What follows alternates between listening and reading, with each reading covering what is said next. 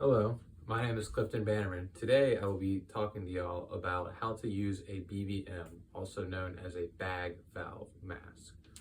So first today, we're going to go over what a BVM is and all the parts of it. So they come in a variety of different brands. This is the Ambu brand, and this is going to be an infant BVM.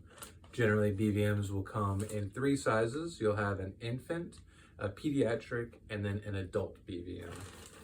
I'll show you the differences in those three. So let's open our bag here. Put our BVM. We've got some instructions for use in there.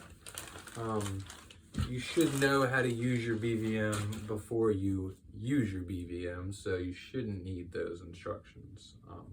This is the infant BVM. So the way this is different than a pediatric or an adult is 2 points. One, the mask that is included with this. So this is sized for an infant. The pediatric BVM is going to have a bigger mask, and the adult an even bigger mask. The second difference is going to be the size of the reservoir, which is this part right here. So oxygen comes into here from your oxygen source, and then this is what you will squeeze to push oxygen through the mask and into the patient. So as you can see, this is relatively small. Here's my hand for reference. The pediatric reservoir is going to be bigger than this, and then the adult is going to be even bigger than that. As far as the other parts of the BVM goes, this is tubing. This will attach to your oxygen source. Could be a D cylinder, an M cylinder, or if you're in the hospital, it might just plug into an oxygen tree on the wall. So oxygen comes through this tubing, comes down here to our oxygen reservoir. This is commonly what's referred to as the bag. So that's what you squeeze. And as you squeeze that, it pushes oxygen through. Right here, we have a manometer, which is a pressure gauge. So as you squeeze, I'm gonna make a seal with my hand on the mask here. As you squeeze, you'll see that manometer come down. That's giving you a reading on how high the pressure is right here going into the patient. And you can see we have green, yellow, and red. When we're ventilating these patients, we want to look at your manometer and we want to stay in the green. So when we're getting up into the yellow or the red, that's a sign that we're giving too much pressure into these patients. That can have some negative consequences, such as inflating the stomach. We'll talk a little bit about that later. The other notable thing on your BVM is this end piece right here. This is your PEEP valve. So PEEP stands for positive end expiratory pressure. So it's a lot. We just say PEEP. So when I squeeze this, it's creating pressure, air's coming out the mask right here, right? When I let go, there should be no pressure being pushed in. It's only being pushed in when I'm squeezing. What this does is actually creates a seal, and when I relax my hand off this bag, it keeps pressure on the patient, if that makes sense. So if you think about this as an inhale and exhale, inhale, exhale, during the exhale portion, this valve is keeping the air in the patient. And then we can adjust this as necessary. Maybe kind of hard to see, but this number is measured in centimeters of water, and it can range from 0 all the way up to 20. So the more I tighten this valve down, the higher my PEEP will go, and that means that more pressure is being retained inside of the patient's ventilatory system. So why are we using the BVM? So the BVM is being used in a variety of different situations, but the main indicator is that your patient is not adequately breathing for themselves. So that can arise from a variety of situations. This could be an opioid overdose that will force a patient to have less breaths. The patient could have suffered a traumatic head injury and not be breathing appropriately. The patient could be suffering a respiratory emergency, such as an asthma exacerbation, and they may need help getting more air into their lungs. Whatever the reason is, the BVM is used to manually ventilate that patient. So the way that works is that this mask is applied to the patient's face. Again, remember, this is an infant mask, so it's not going to fit on me very well. But this mask will be applied to the patient's face. You can see this is the portion that goes on the bridge of their nose. So whenever you see that kind of arrow right there, that goes up on the patient's face to fit onto their nose, and the wider bottom end is what goes around their chin right here.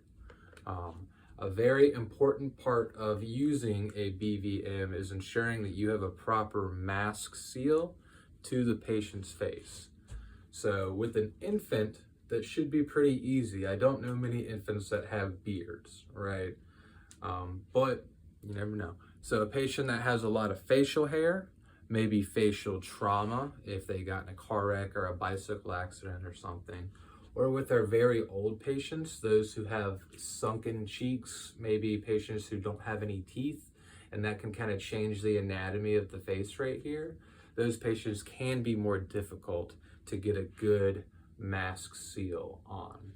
So again, this is very important to get a good seal. If you don't have a good seal, when you go to press this onto the patient's face and you go to try and squeeze your bag and push air in, it'll end up just coming out the sides. It won't go into their airway like we want it to.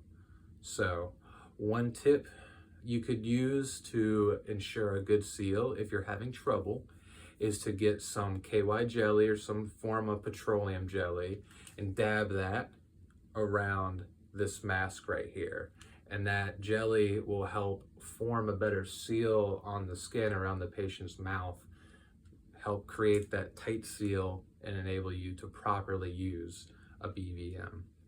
Another thing you may need to do when using a BVM is you may need to get a second provider to hold that seal for you, right? So ideally, we'll have a second provider, and what they'll do is they will hold the mask and they'll use two hands. They can either go, set this down. You can either hold hands on both sides of the mask like this, or you could go top and bottom. But the main thing is that you've got two hands forcing that mask onto the patient's face and ensuring a snug, tight seal. This is better than just you doing it by yourself with one hand. Now, that being said, we don't always have a second provider to help us out. We could be short on resources. If that's the case and it's just you ventilating the patient, then what you're going to do is, I call it the EC clamp. So three fingers, that looks like E, sorry, I have an itch, and then C. So the C goes around, take that off again, goes around the mask like that.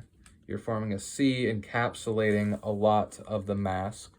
And then the E is going to go on the patient's face. Sorry, I had it upside down there. So C all the way around, and then E is going to go underneath the patient's chin, right? So it's hard for me to explain on myself, but the C part of your clamp holds it to your face, and then you use these three fingers to kind of pull the patient's chin up to you and make sure you have a good seal. If you're not pulling that chin up like this and pulling it to the mask, when you push that mask on, you know, their chin may go open and down.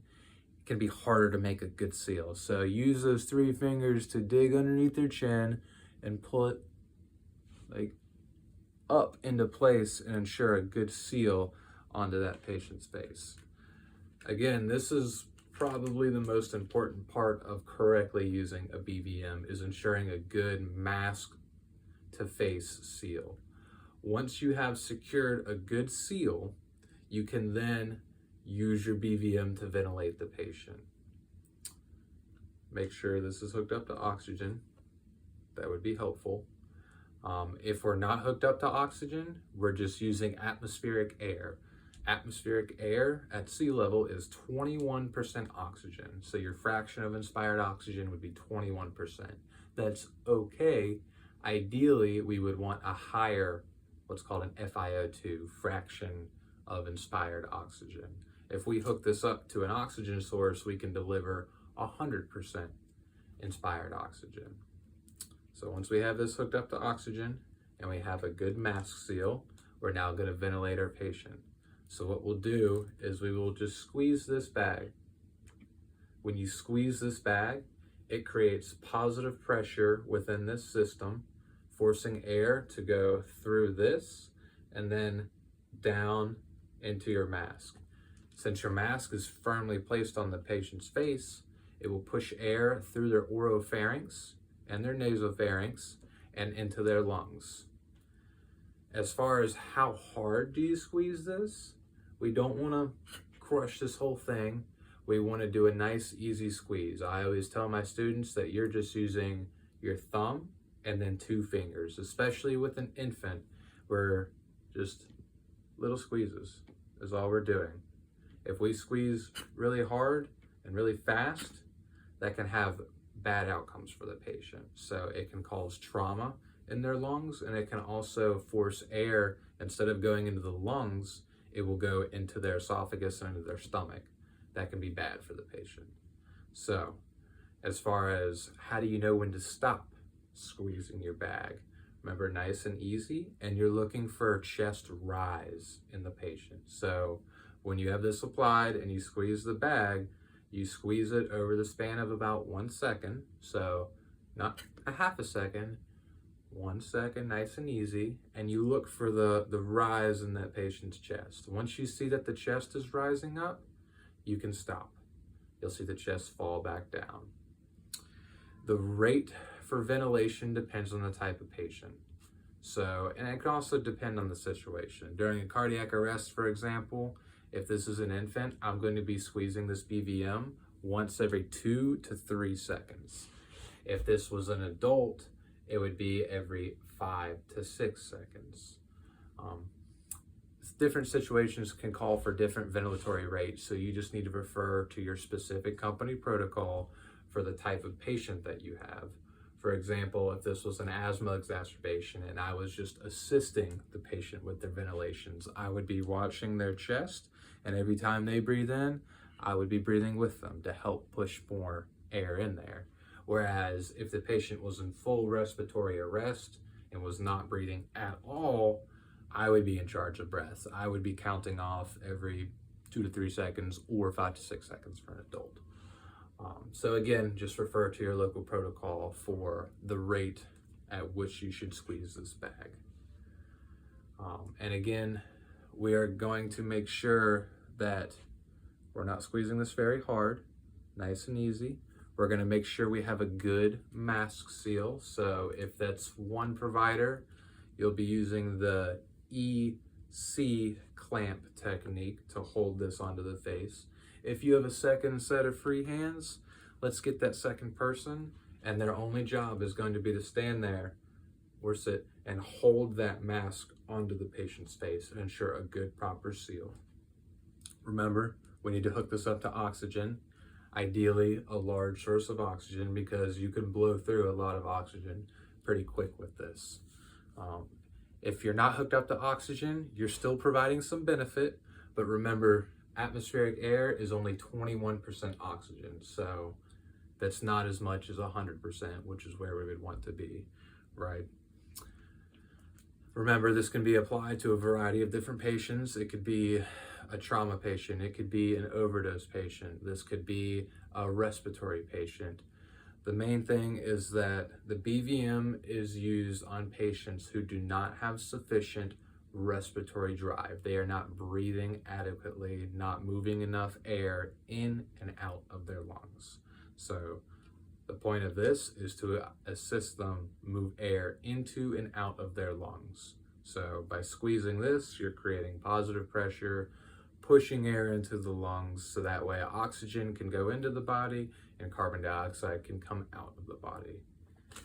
And just again, once more for a quick refresher, this is your reservoir right here. This is your manometer. So I'm gonna make a seal and show you when you squeeze, it'll show you, here's a nice easy breath.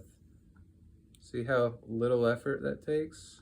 Whereas if I squeeze hard, we're going up into the red, that's bad. So this manometer is a wonderful guide to keep you in check. And you know, we can get a little excited and stressed sometimes, start squeezing. So that's good to keep an eye on that. And then we have the PEEP valve right here, positive end expiratory pressure. This controls how much pressure we're keeping in this circuit of air. If you could imagine the patient's lungs, their oropharynx and nasopharynx, this mask and this bag is one closed circuit because we have a good seal on the patient's face. This is one whole circuit. This is controlling how much pressure stays in that circuit when you release this bag. So if this is unscrewed and it's at 0, when you release, all the pressure goes away. Everything totally deflates. But if you have this cranked up a little bit, when you release off the bag, it's going to retain some pressure. And this can be good because it helps keeps the patient's lungs inflated and it helps keep air in their lungs to ensure they don't flatten out. So that's about all I have for y'all today. This has been a review on how to use a bag valve mask. This is an infant. Once again, remember these come in 3 separate sizes: adult, pediatric, and BVM. If y'all have any questions, please feel free to ask. Thank you. Have a nice day.